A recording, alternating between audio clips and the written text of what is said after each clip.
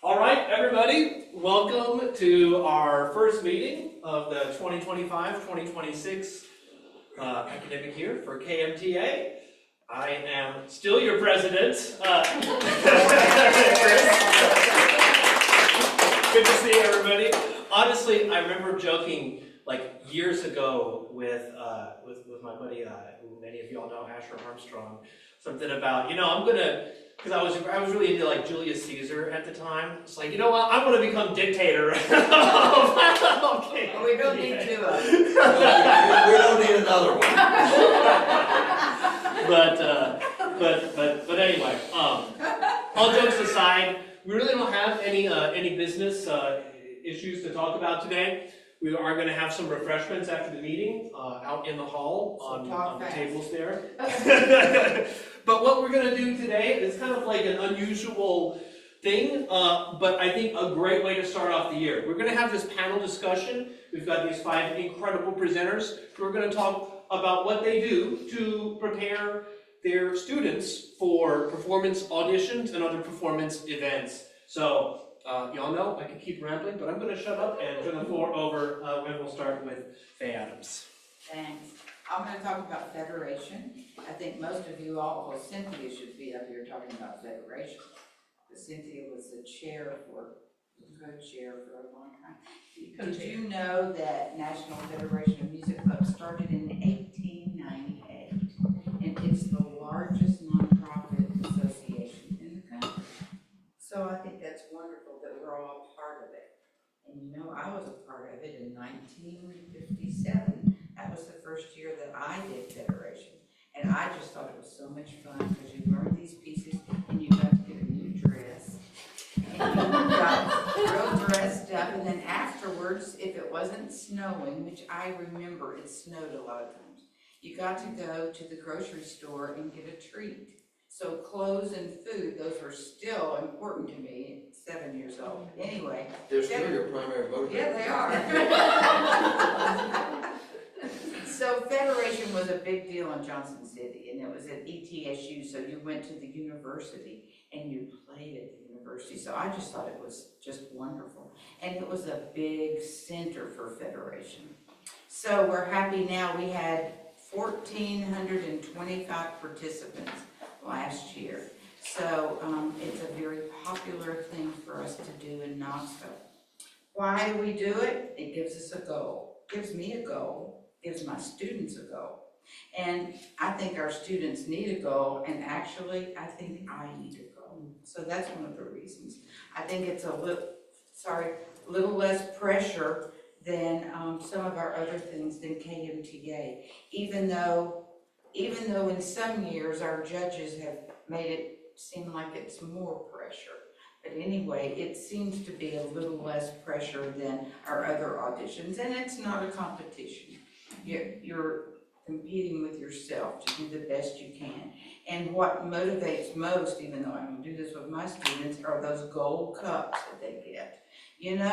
We cleaned out my house on Ridgeway, and we had boxes and boxes of trophies. And I told my kids to come and look at the trophies. Do you want one? Andy picked one and Johnny picked one. And you know where the rest of them went? In the dumpster. So that's why I don't do trophies. But anyway, I think it's a big deal for kids because they get trophies for sports. So it's nice for them to get trophies for music.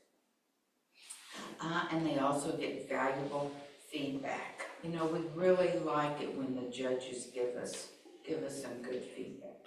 I start really early, and I know most teachers don't do this, but I start in the summer, and I have my parents take a picture of the level that the student is going to be participating in. And then the student goes to YouTube and listens to all of them they can find, and they find 2 pieces they really like. It kind of gives them ownership of what they're doing. And so they send me the 2 pieces, and I make the decision about which one of those pieces they use. So I think it's kind of a good thing to do. I used to come here and play all the pieces in every one of those levels, and I got tired of doing that. And so I give that job to the parents and the kids, which I think is really good. And of course, course, the kids look at the music and, you know, you have to, I'm not gonna tell you how to teach each piece because you all know how to teach the pieces. I'm just gonna tell you some highlights for Federation. I do wanna say that if you change something in the music, like if you change your pedaling, because sometimes I think the pedaling markings are really long and I want to change it, then I'll mark that in the music. So the judge won't hold it against the student. The judge can hold it against the teacher. You know, I think if you're going to change things, make sure you mark it in the music. Learn it at a slow tempo. In the handouts that I gave you, if you look, not very far down on the first page, you see, it's a handout that talks a lot about practicing slowly. If you see Andras Schiff, you know, and then Claude Frank, you know, they all talk about slow practice. And you know, I think our kids have a hard time understanding from us slow practice, but maybe if they see these wonderful performers practice slowly, then maybe they will see that it's necessary. Okay, then of course they have to memorize the piece, and there are 3 ways that I make the students memorize the piece. They have to be able to play the piece very slowly by memory, and it gives them time to think about what they're doing. They're not on cruise control anymore. You know, they're having to think about the piece, and I have them memorize hands separately. And so after they've done that, no, they don't have to do that every day, but maybe they play the right hand one day, the left hand one day, and hands together slowly. And I think that really, really helps the students. And I want the students to perform these pieces before they get to Federation, okay? Whether it's, you know, it can be a Christmas recital because, you know, that's before Federation. We have group lesson, we have performance class, so those are some other ways. But you may just want to have a little recital with just your students that are playing in Federation. So I know Maylene does that. Maylene has a recital with her Federation students. I think it's necessary for them to play. Then they see where their weak points are, and they can go work on those. And then I think you've got to prepare them for what happens at Federation. You know, they sit in a room and their name is called and the parent can't follow them down the hall. And I think that's a little scary for some of these kids, you know, oh, my mom can't go with me, no, sorry. And I think you have to prepare them. You go in a room and there are only 2 people in there. There's somebody that's going to be writing comments and there's somebody that's going to be marking out that you're next. And so I think you prepare them for that. And then when the judge says, would you like to try out the piano? We don't want them to say, like one of Becky Doyle's students said, would you like to try out the piano? And they said, no, I have one at home. So, and then as a judge, you know, you ask them if they want to try out the piano, and they try to play a scale, and it's awful. And you think, I mean, in your mind, you're already thinking, this isn't a very good student, you know. So prepare them. You know, what do you want them to do? And some of those pianos aren't very, aren't very good. So if they're going to play really softly, you may want them to try out how softly they can play. Or the pedal. Make sure the pedal works. So tell them to do those things. And in between the pieces, you know, what are they going to do? You know, they're not going to be playing jazz on the piano while the judge is writing. Tell them to just sit quietly. And then when it's over, be sure to be respectful to the judge and say thank you. I give my students, I'm trying to see, as for the choice piece, I think it'll be a piece that you've chosen from their repertoire for that year. I went to a session at MTNA one time that Peter Mack did, and Peter Mack said, do not let your students play Bach in an audition or a competition. He said there are too many opinions about how to play Bach. Yep. And so he said, give them a very contemporary piece that nobody knows, and so that's a really good thing to do. So that's just Peter Mack. You know, we loved hearing him talk guess that was 2 years ago. I give my students a sheet that they take a couple weeks before the audition, and on that sheet it says, be sure to number the measures. Usually, if they haven't done it by now, I make them sit in the lesson and number their measures. Place tabs in the music so they know so the judge can know which piece is next. Tell the students to arrive early. I have some students that you tell them to arrive early. You know, if you really want them to arrive early, you better say 30 minutes before they play, because maybe they'll get there on time, because I have some that aren't very good at being on time. Bring the real copy of the music. Federation is the biggest stickler for music. You've got to have the real copy. Xerox copies won't work. One year I had students playing duets, and they were playing a duet, and both of the parts were in one score. And so I had Xeroxed the second part. Well, they wouldn't allow that, so we had to rip the book apart. So they both would have original scores. So I mean, they are strict. I tell them to dress warmly, because I'm always cold, so I think they're probably always cold too. They can bring gloves and hand warmers. And these are just things I put on that sheet. You know, there's also a state competition with the Federation. And you have to look into that more than what I can tell you, because I've never done that. Anybody here done the state? I know Rachel has. And they're... They have their own rules. You Yeah. really have to look at. Okay, so if you do that, it's usually in Chattanooga.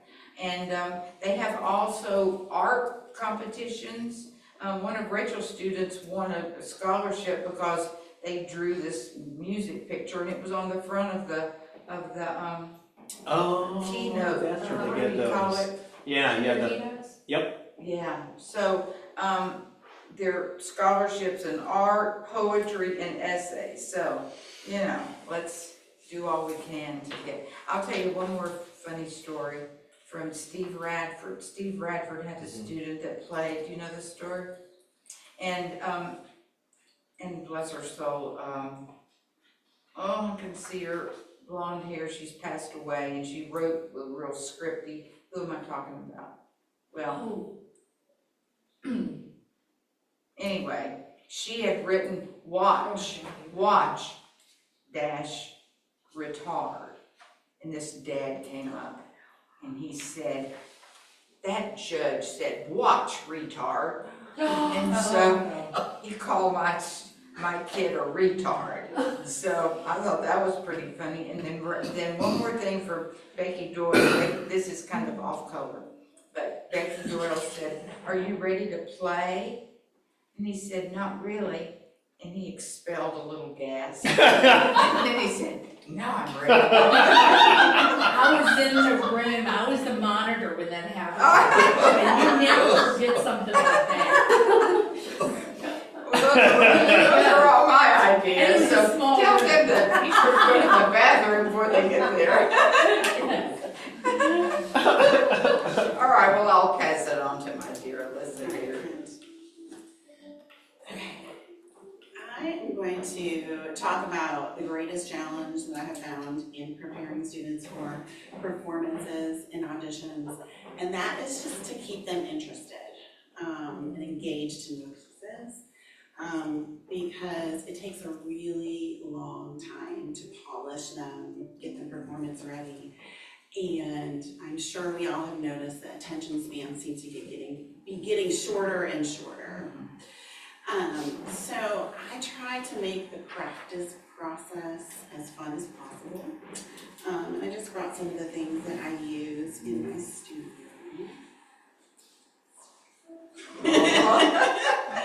This is the review cube. And so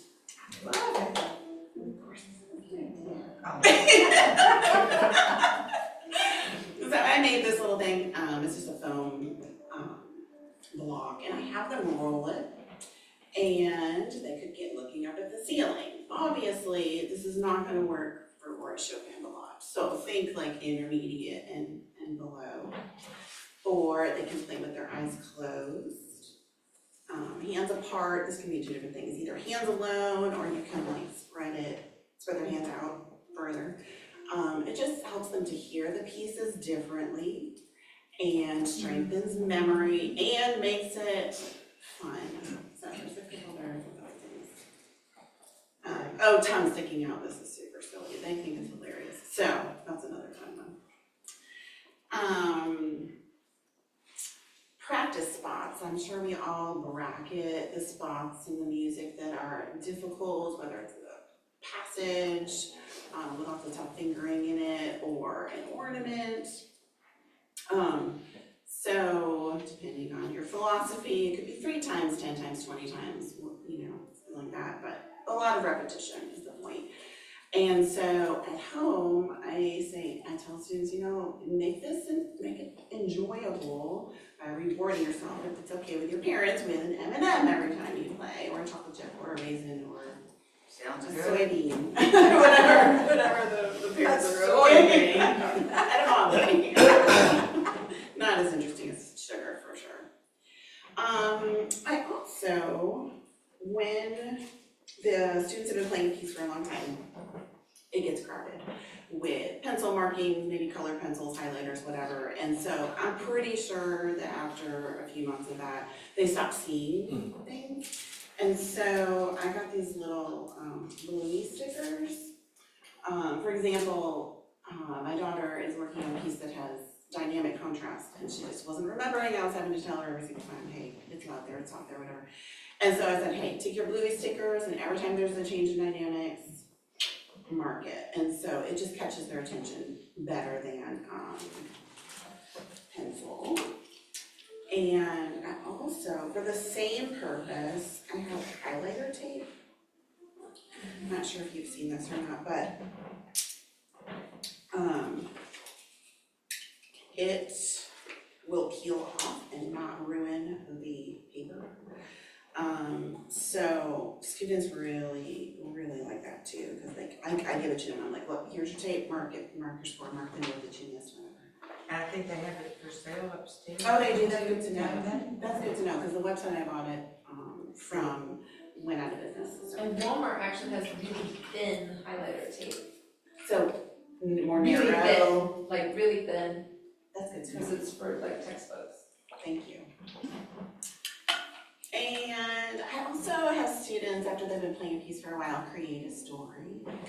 What's happening in this part? I think it works really well for sonatinas and sonatas. They're so dramatic typically. And you will be very entertained. They will come up with weird stuff sometimes. But it just helps them to connect to the music, to make it more interesting after they've been playing for 6 months. I think the combination of narrative and story with music can be really powerful and bring the performance to life.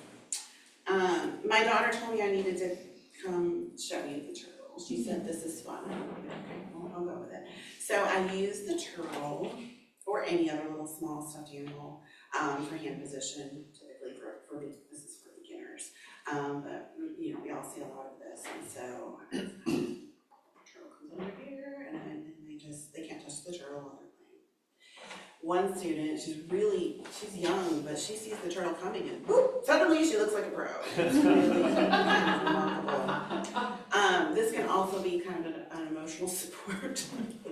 They just like having a little friend sitting there watching them, or sometimes I'm like, oh, that was wonderful, the turtle claps. Again, younger students, I haven't really tried that with middle schoolers necessarily. They might think it's a little crazy. And Faye already mentioned performance opportunities.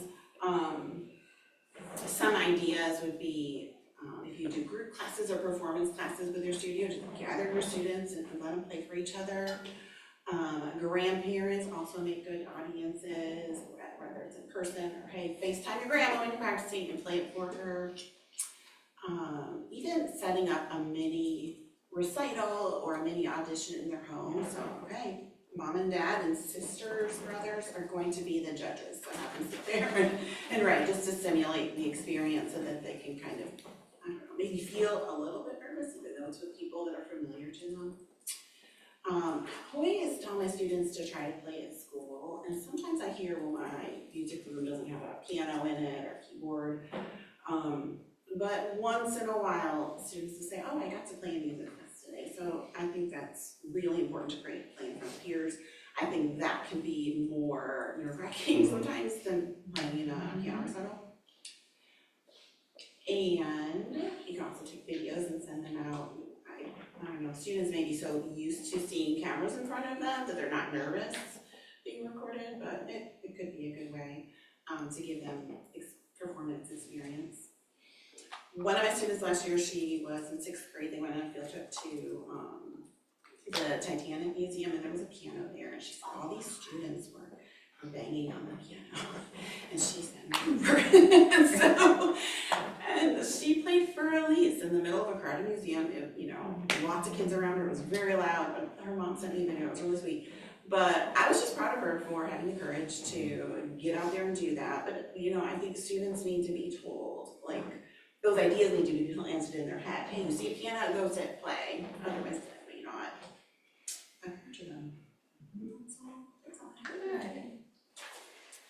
I have. Just going to show you a few things that I've learned. We all know the kids need plenty of time to learn their pieces. Unfortunately, I was giving my primer students their pieces in October, and by the end of February, they were bored silly. And I did come across a timeline from Jana Williamson, whom I recommend her YouTube. She concentrates on intermediate level pieces and how to teach them. But she said give elementary students 2 to 4 weeks to learn a piece and then 3 to 4 weeks for polishing. And that just changed my elementary students. We had enough time and they weren't bored silly. But I can give you this handout. She has a list, and that just really helped. And then, of course, there's a timeline for when they have them memorized or they can't play, I don't give them pieces that are generally too difficult. I don't want them going into festival feeling like they're just on the cusp of getting this thing. I like to know that they know it. And then along that line, I also tend to put them in a little easier festival level because you can always increase it, and they've got a wide range, and you can pick a hard piece if it's an easy level for them. Okay, and then, because I deal with a lot of kids, I just thought I'd show you a couple things that I have found really handy this past couple of years. If they're good, they can do their rhythms on the lollipop drum. They love this. This is just the coolest thing. They'd take it home if they could. On the web, on Amazon, look up lollipop drum. They can't take it home and they can't play it until I say they can. That's just the way that is. And of course, we all have our students who, whatever happens, they're just not going to give you good hand position. They don't care, and they're not doing it. This changed my studio. I tell them, you know what you're doing to your finger? And they look at it, and that really helps. So anyway, it's like $12 on Amazon. But that was a game changer for me. What is it called? I don't know, wooden hand. It's made out of wood. But it really, the look of horror on those little faces, it's they don't think that, and that is what they're doing to their fingers. They don't realize. It scares them. Yeah. So that's all I have.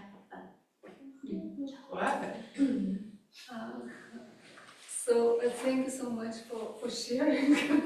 I feel that I'm least experienced of all of you, and I wanted us to be in circle and to share everybody, because I know everybody has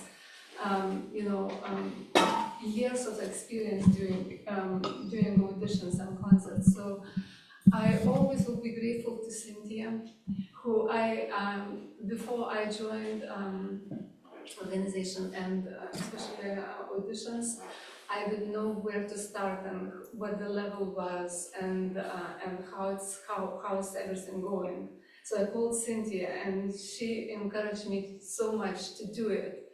And then I tried 5 years ago with one student, And I was really surprised that she got good grades. So thank you, Cindy. I will be always grateful for your encouragement.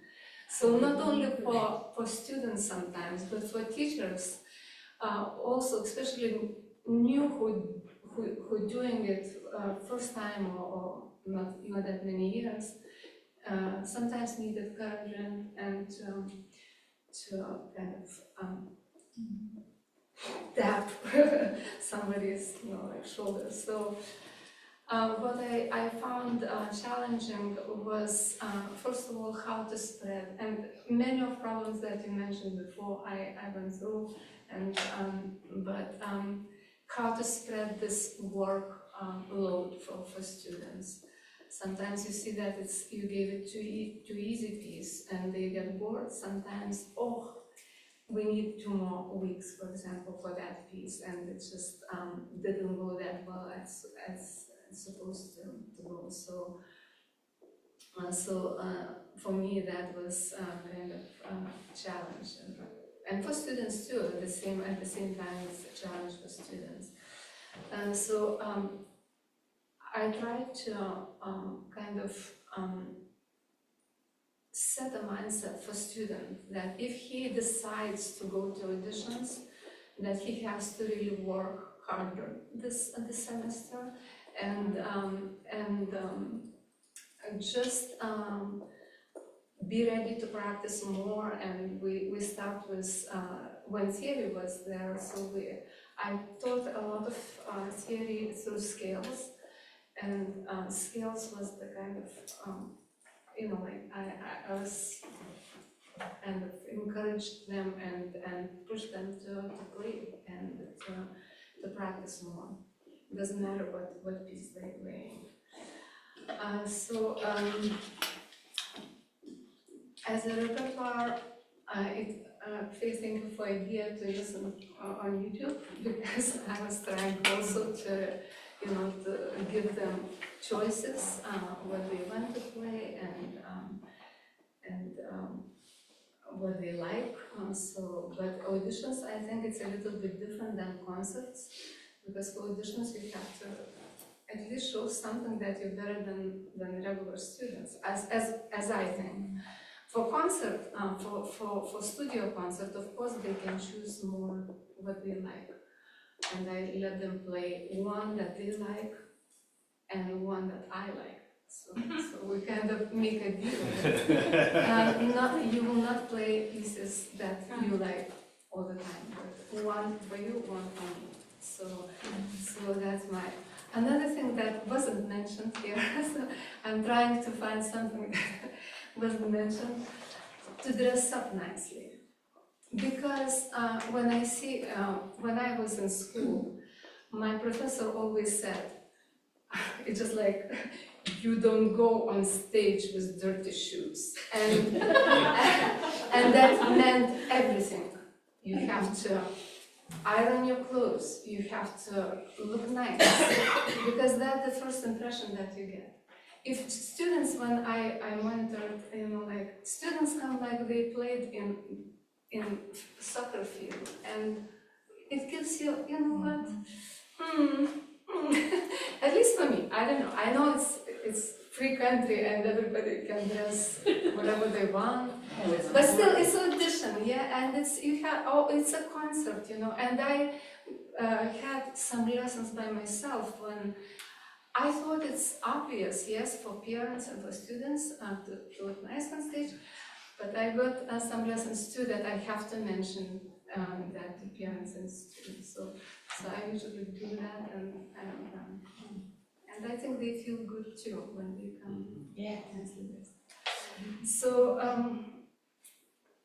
I'm thankful, Chris, that I was really, I thought I'm not supposed to be here, and You are. for sharing this opportunity. No, you did beautifully. You too, you always just say nice for everybody to encourage. Thank you. And by the way, I'm not pianist, so that's a challenge for me, that I'm not pianist, but trying to prepare students for auditions. So for me, it's Wonderful, yeah. I'd like to maybe share a little story with you first. When I was a freshman at my very first jury at CCM, College Conservatory of Music, this was back in the dinosaur days when there was a college of music and a conservatory of music, and the college in Cincinnati, and each one of them merged to survive, and then they merged again with the University of Cincinnati when I came in, that merger was taking place. At any rate, this first jury of mine, I was playing Bach, one of the pieces, Prelude Fugue in F sharp minor, so they asked me, and I didn't know, my teacher didn't tell me that I was going to be asked to scale or anything first. And I think the jury saw that I was playing F sharp minor, and so on. So the juries asked, well, to start, would you please play us an F sharp minor scale? Well, it was terrible. It threw me for a loop, and I was just really messy and sloppy. And then I played my Prelude Fugue, and then they all said, wow. You can't play the scale, but you can play the Prelude Fugue wonderfully. And so I always remember, they laughed. I mean, they literally laughed. And since then, I think that made me more sensitive to the importance of how do we prepare the student, not just for the audition, but for piano. How do we prepare the student? What is the basic level of preparation for the student? So when I accept a student, I tell them right away that if you want to study with me, you need to know up front that half of your lesson, I only teach hour lessons, but half of your lesson will be technique, at least, when you're starting. My students, the first year that they study, they will have learned all of their scales and arpeggios in every key, major and minor. And that's just simply a requirement. And I let them know ahead of time that, you're not just gonna come in and play your favorite piece right away. That's not what we're doing here. We're learning some foundation first and some mechanics first.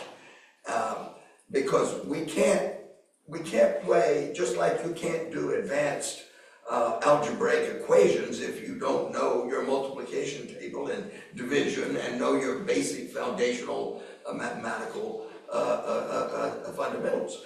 And so I try to give them some analogies to help them understand. And so we work on scales, arpeggios, etc. from day one as an integral, if not most important aspect of our study. And because my teacher, when I studied, I was one of those students, like probably most of you have, and I had, that used scales, arpeggios. I stopped practicing. I became disengaged, uninterested. My teacher was at least fortunately sensitive to it, but not sensitive enough that he forced me to do it. So when I didn't do very well with my skills and my technique and my studies and whatever, he gave me repertoire and gave me pieces and didn't insist on it. So because I had that experience, because I knew how easy it was as a child coming in and not being forced or required to learn the basic technical facilities, I became more aware of the importance of it. And now, sometimes we think, scales, arpeggios, basic technique, etudes, studies, this is just boring mechanical stuff, right? Well, I liked one of the quotes, Claude Frank, Claude was one of my teachers, and he mentioned something about, well, if you're practicing slowly and you're practicing your technique, it's not just a dry technical study. You're not just sitting there like you're at a computer keyboard, right? Going through the motions. You're training your ear. Some people don't realize that. Scales, technique, basic technique. That's where our ear training begins. It doesn't begin necessarily with the piece, with the music. So I had tried to engage the kid from early on. Hey, we're listening, what we're doing. Let's listen to every tone, every finger. Let's talk about whether our fingers are crooked and upside down and how they're, what our posture is. But while we're doing it, let's talk about how does one relate to the other? And perhaps how do we make a crescendo and a decrescendo? And perhaps what different articulations can we practice while we do this scale or this arpeggio? And of course, always we're working on thumbs and thumb passing under and basic fundamentals like that. But you can also infuse, I have found that if you're energetic as a teacher, when you're talking about scales or technique, that also makes a huge difference with the student. If you just say, okay, play me a scale. All right, I'm glad that's over with. Let's go to our piece. No, I'm very excited about working the technique. I'm very enthused, and I'm trying to be creative and talk about what can we do to make this interesting, right? And if I see the kid getting less interested or turning off, I do something to shake them up. Whatever it is, tell them a crazy story, or hit them on the back really hard. There are a lot of basic teaching techniques that work. And oftentimes they're overlooked for the little gadgets, which gadgets are great, but hand is great too. and so my kids, they learn that I am interested, I'm enthusiastic, I'm excited. Be enthusiastic. Be enthusiastic from the very beginning. Be enthusiastic about whatever aspect of the lesson it is.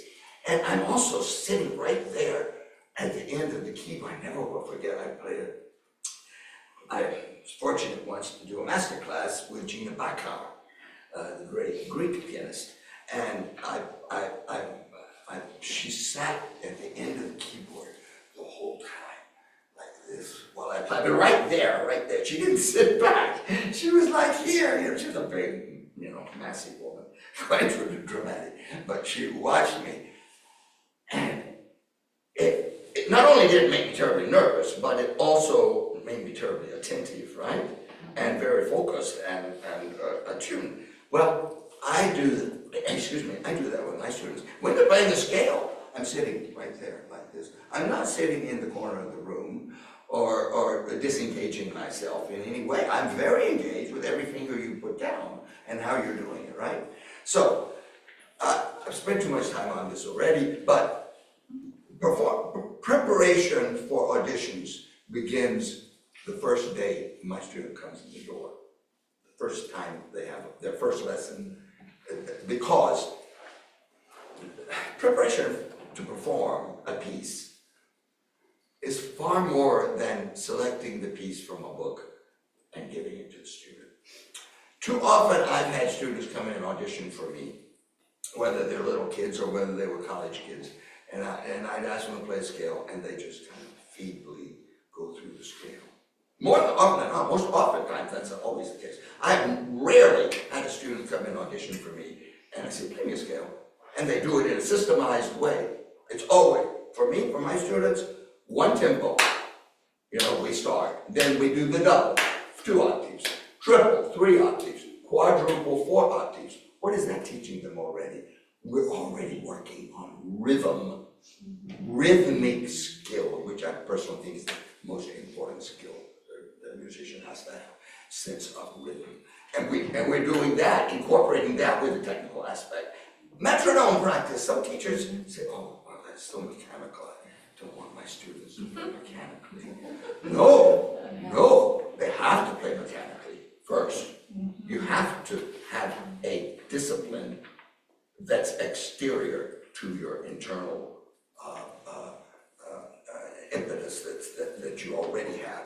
We have to have that. So they always do that. We have metronome, and the metronome is their best friend when they're my student. And we use it every single lesson. There's not a lesson that goes by that we don't have a metronome going. That's both for repertoire and for scales and arpeggios. But the importance of rhythm, which is we're instilling at the same time as the importance of the development of the fingers and the basic confidence to be at a keyboard. Isn't that what we're talking about later on when a kid enters an audition or enters we're talking about, okay, how do we give that student the confidence that they need to actually get through an audition or a recital or a performance or whatever? That confidence has to be with a solid foundation and a solid preparation. Oftentimes we don't do that. We skip so many steps in that preparation process. And I urge you to, be excited about the basics, about the foundations, and don't let the students' disinterest dissuade you. You persuade them. It's the other way around. You're in charge. You persuade them that this is important. And then once they have that foundation, hey, we can start working on some repertoire, smaller pieces, which then, of course, we progress. And along with that foundation, then, they're able to tackle the little technical difficulties which mount as they go to more difficult repertoire with confidence and with a security, a technical security foundation that they wouldn't otherwise have.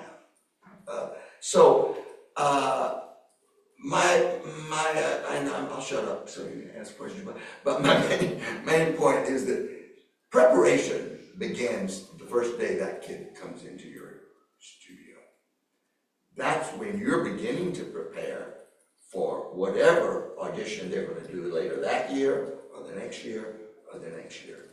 And if we all take that seriously, and don't just think about the audition itself, or the repertoire itself for the audition, but the fundamental preparation, technically, of that kid and what we're laying down for them, then I think the ultimate result in the performance, in the audition, will be a successful one. So, okay, I'll talk too long. I'm sorry. All right, thank you all. We got some time for questions. Yeah, for audition, when they ask for, do you want to try the piano, do you let the student try their piece, the beginning part or whatever? Good. Or try the skill? What's the requirement? There's not a requirement. You can do whatever you want.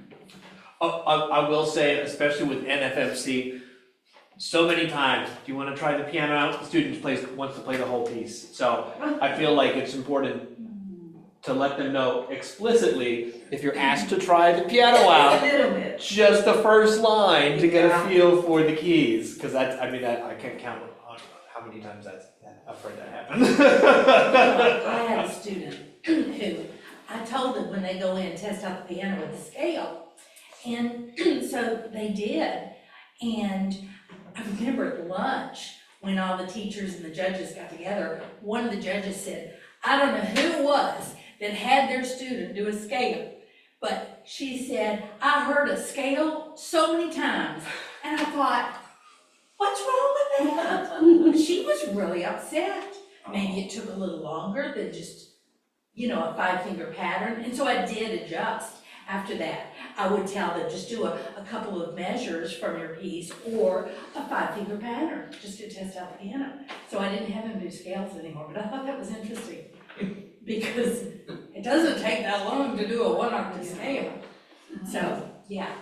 But Treasure, that I was- think is what's ever comfortable for the kid, you know. I know. But I do think, Yeah, I do always think a has scale, you don't have to do all four speeds, you know, but a scale up and down, you get a feel for the action. Yes. So you have some sense of what you're gonna Thank you. be facing, so I think it's a great idea Thank to you. do She that. had And if the teacher complained about it, that's on her, not on you. Thank you.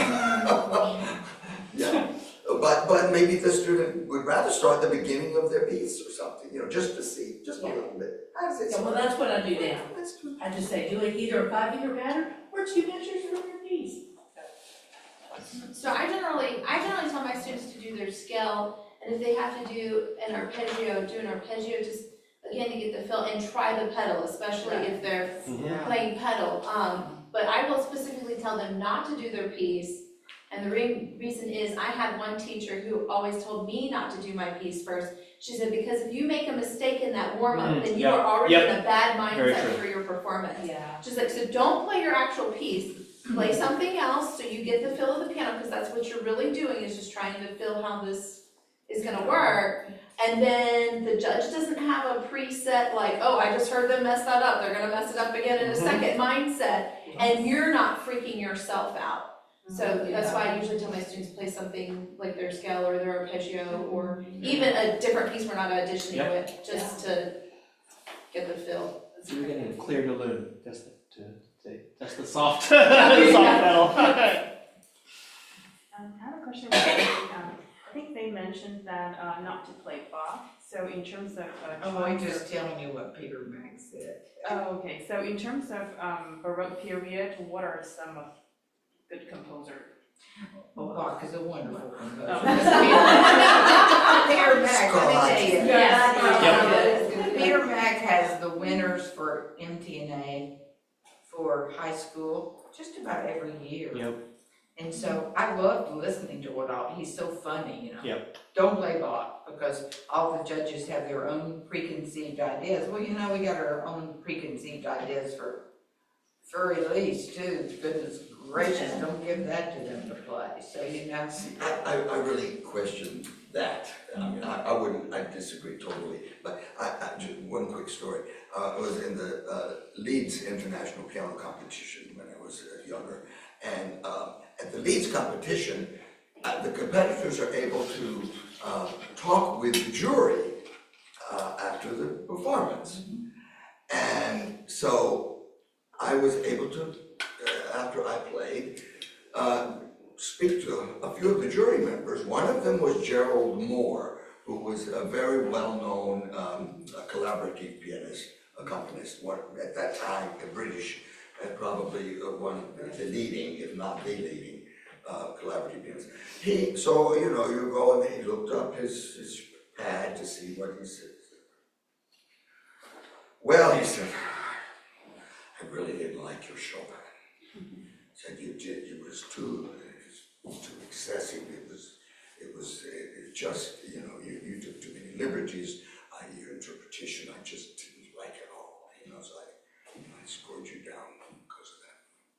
So I went to, speaking of Bach, I went to a great Bach pianist, Rosalind Turek, who had an international reputation for her playing, especially Bach playing. So she looked at her and she said, "Oh," she said, "I absolutely loved your Chopin." She said it was one of the best performances of the day. I just loved it. And she was, you know, just raving about it. Said, I rated you on, you know, right at the top. So what story did I take from that? It was a life lesson, because you can't, and I share that with my kids, don't play for the judge. Don't try to tailor your performance for the judge. You tailor your performance for you, not for your teacher even, and certainly not for your parents, but do it for you. Have a conviction about what you're playing, and then do it. Some people are going to hate what you do. I don't care how beautiful it is. Some people are going to love what you do. And, you know, I found that to be true my entire life. And of course, we all know that. We talk to a friend, how'd you like that performance? Oh, I loved it. Oh, I hated it. Everybody has their own opinion. Everybody has listened in their life to a certain kind of playing, or have tried to imitate or emulate certain kind of playing, and you can appreciate that. Others, you know, so you can never try to play to please anybody. Just please yourself. And when I ask a kid after they played an audition, how'd you do? You know, they say, well, I really screwed this up, and I screwed that up. And I said, well, but were you satisfied? Were you happy with it? Or, you know, even if they got a excellent or something, or didn't get superior, or didn't get the best rating, I said, well, what did you think about it? And they said, well, I felt pretty good. I think that's the most important thing. Yeah. The most important thing. How did you think about it? Not do that in front of your parents too.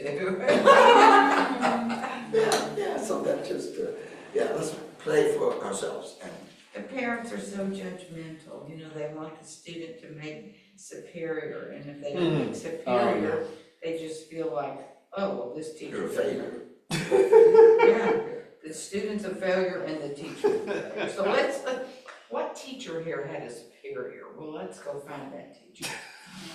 Yeah. I hate to say that about parents, but they are, especially Mei Ling, especially our Asian parents. We love the Asian parents because they have the whip in them. Well, I don't. I'm trying to stay away from it.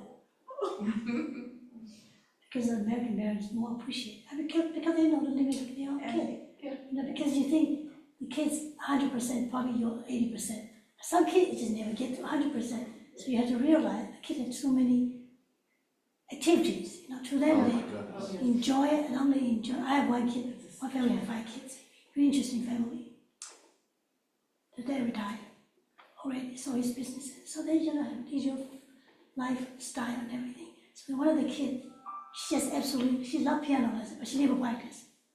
I thought, why won't she just quit? So that way I'll give her time to her brother, sister. And the mom said to me, and the sister and brother will compare about that. And I said to them, I said, she's different. She's very creative. She's a loving little girl. She loved every time she said, Miss Mary, I'll see you next week. And I thought, so the mom asked me about it. And I said to the mom, I told the brother and sister too, I said, please don't ask her how she do. She's enjoyed to come, and she learned a little bit, not a lot. Because the brother was twin, okay? He's at level 5, she's level 2. They start the same time. So the mom, the whole family know that. But the kid would compare, so I talked to the mama, I said, you know what? If she enjoyed in the way she is, play a couple pieces, she enjoyed, it's okay, because she's different. And the younger brother said, oh, I passed out wrong time already. I said, yes, you passed out already. He was just so brazen about himself. I said, please, don't say it in front of her. Because she's enjoying it. She just loved life herself. And the mom said, thank you for telling me that. I appreciate it, and tell the kid that. So you thought, oh, she could, but she enjoyed it every week. She'll be the only one to say to me, I'll see you next week. And I thought, okay. So, you know, you just can't be winning that when I thought about it. You know, some kid was great, always get superior. Some kid just never get superior. She's the kind of kid never gets superior in piano, but she's do other stuff she loves. So I thought, that's okay. The family about it, and the mom and you had the understanding of each other about the method. It's okay. Before that, I said, I'm going to teach a kid like that. Enjoy me not, and I thought, oh, she enjoyed it. The other kids doing really well too. So 5 out of 3 doing really well. I guess you should be happy. That's what I thought.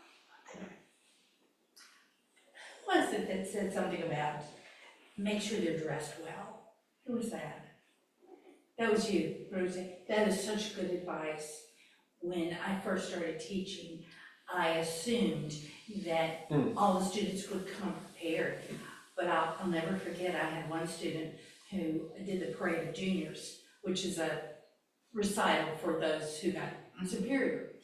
And I did not tell him what to wear. He shows up in flip-flops and cut-off jeans. At that time, Marty was in charge. Y'all remember Marty?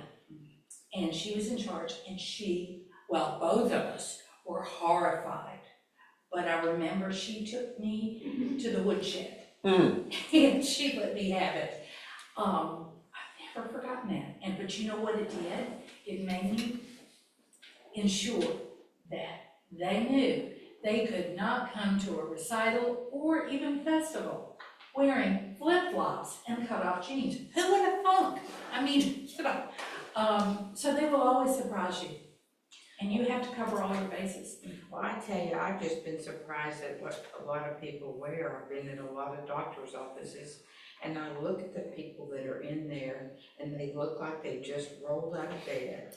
They look like they have on their pajamas. I just think our culture now is so, that dressing up or dressing, I mean, do you not have respect for your doctor? You know, do you want your doctor to smell your sleeping clothes or whatever, you know? I just don't think our culture has an appreciation for looking respectful. Well, and Knoxville is a college town. But still, yeah, you need to wear regular clothes, not your house shoes and your pajamas.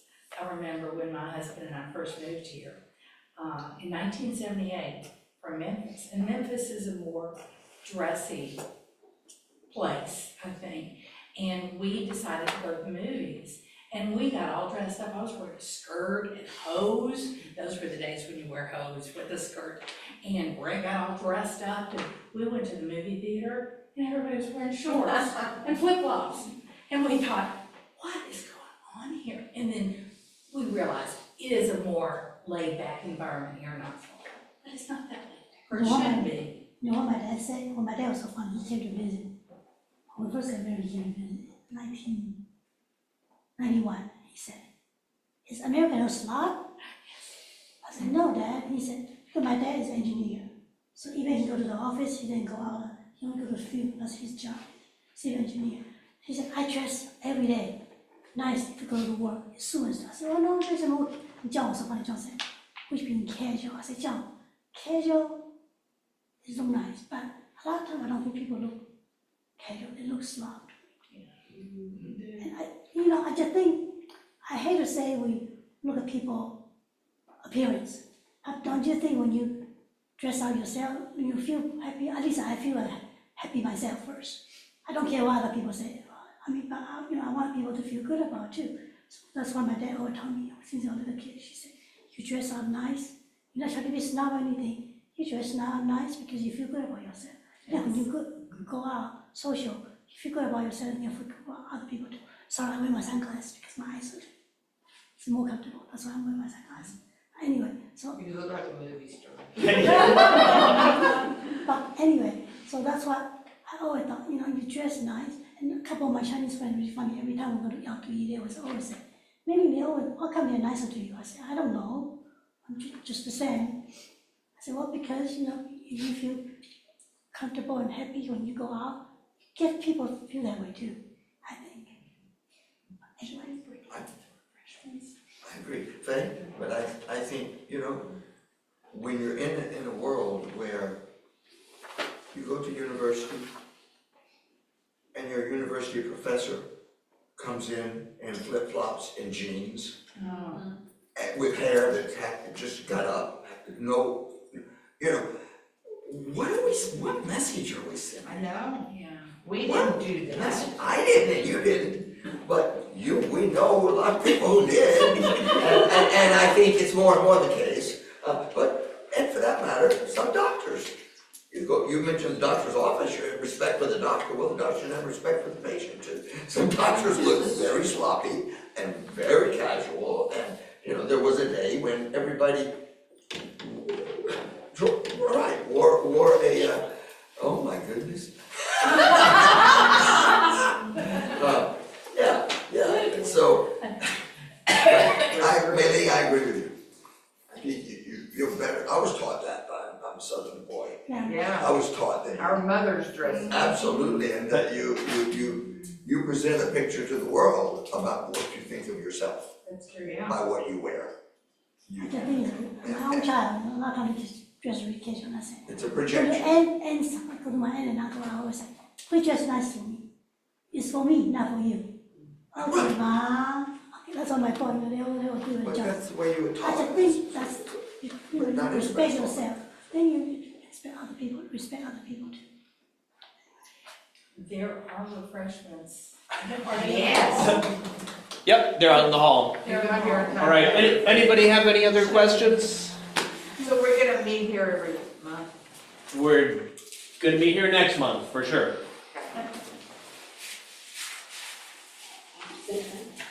Yes. No. So is it just month by month, or? Yeah, we're gonna kind of figure it out. So we do have some other options that are gonna include, that could include a video projector. And one of the goals. You have to rent it. One of the goals is to like be in the green this year because we have not been in the green. And so it's pretty expensive to rent the projector and screen. I mean, it adds up to, you know, between $1,000 and $3,000 a year if we rent that every month. And we do have some meeting place options that we've got a great option that just has a screen that's easy to plug into for the presenters, but doesn't have a piano. We've got other great options that have pianos. So a place that has a piano and a screen right now is in short supply. But I think because we were able to get so many people here today. And our next meeting is a lecture recital that we'll definitely do it here, and we will have to rent the projector and screen for that meeting. I have a screen that you can use. Yeah. Okay, and there might be a projector at Joy of Music. I want to talk to Julie, because they used to use a screen and a projector, so. If we could use that projector and the projector connects to a computer, we could do that. They did it recitals, didn't they? Yeah. What? They used that at several recitals. Yeah, and at Joy of Music, they do have a grand piano and a big TV that would be usable. So that is an option too. That would be good. Yeah. They have a grand piano in that room. Yep, in the big room. Ooh. And a big Chris, TV. If we're gonna need a screen a lot, how much is a screen? I mean, just to buy it, Yeah. instead of renting it and throwing the money away. Yeah. Well, the problem is the projectors are incredibly expensive, like $30,000 to $50,000. So. What? We need that kind of a projector? Well, I don't follow it, I guess I'm in the dark ages. I know. The one What do we talk, projector for? for slideshows, for presenters like slideshows. Or we could use some kind of monitor. Chris, we can get a slideshow projector much. You know, Chris, I've got a big monitor that we could use that's this big. That ought to be big enough. And run it off my computer or somebody's computer. How big is it? This big. That's not big enough. That's like 1/10 the size of what we need to be able to see it. Alright, sorry, I'm in the dark ages too. Okay, Shara, I'll talk to you about the screen. I'm going to talk to Julie about the projector. If we can get that arranged, then yeah. That would make things easier. The one we use for Keeps Now, that was mine, that he used, yeah, Okay. so. Well, that's a piece of the puzzle. Okay, very cool. So more will be revealed, but as of now, I think we are planning on having the next meeting here at Bill Jones for sure. And Is there any that's the, reason? Go ahead. that's the new professor at UT.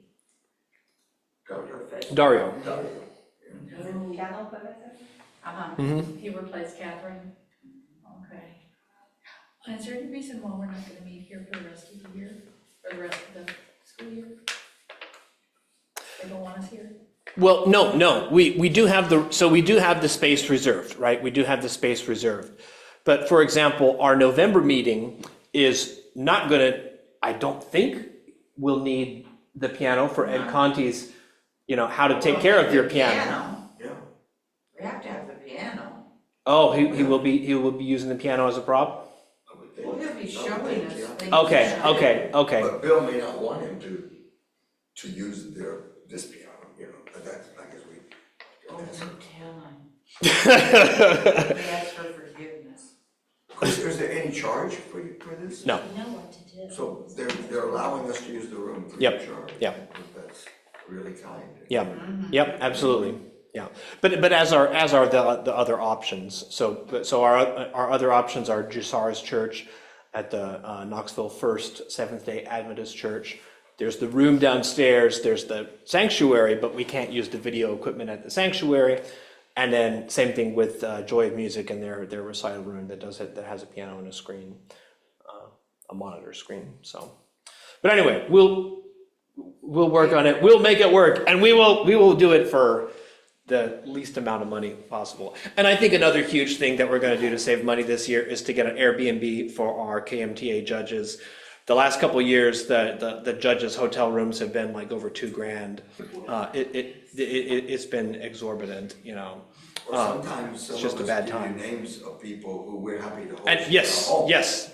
So And, yeah, there'd be and no like cost- no last cost to year, KMTA. yeah, last year we were going to do that with Jerry Reed, and Hope we can do it then this he year. and then he had a conflict. Yeah. I'll be glad to keep a woman. I'll be glad to keep a woman.